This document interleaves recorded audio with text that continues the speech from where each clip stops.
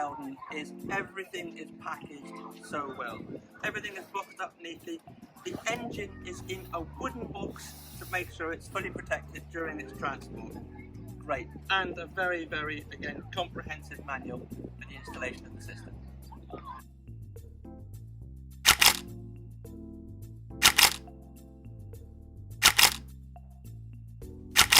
In order to install the new electric Furlex, we're going to have to remove the pin at the bottom of the forestay. To do that, we're going to loosen the rigging, and then we're going to pull the mast forward with several halyards, and the halyards will also secure the mast while we're doing the operation.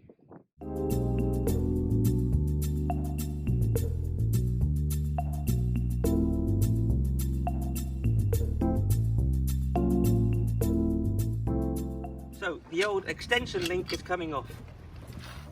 This is going to be replaced with the Meteor extension link because of the high torque loads from the electric unit. To remove the manual unit, we simply loosen the 4 screws here, loosen this bolt here. This comes apart, this slides down. You have a fitting in here, this comes out. It's a little bit awkward, but it comes out.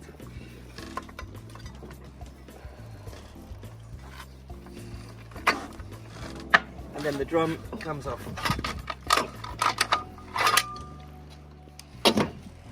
Once we've done that, we've got some torque screws in here we have to undo.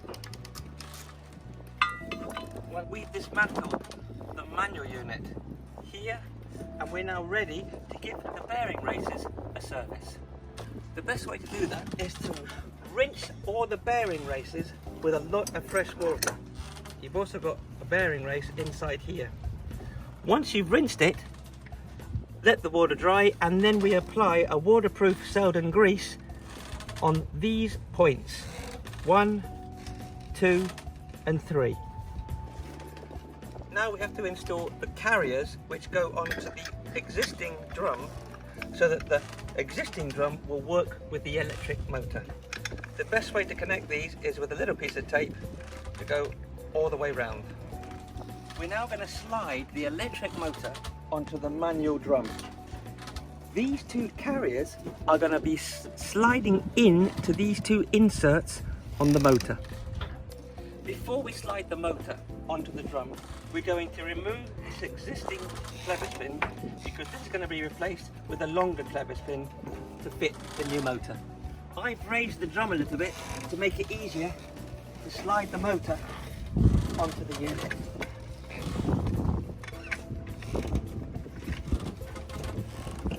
Now, as I'm there, I'm actually taking the tape off now. And we're in. And finally, we're going to put the new clevis pin in.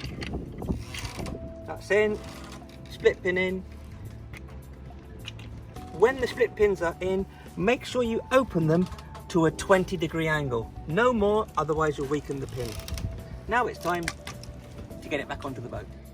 Before you install the forestay onto the chain plate, it's really important that this toggle has no movement because of the torque loads that we're using.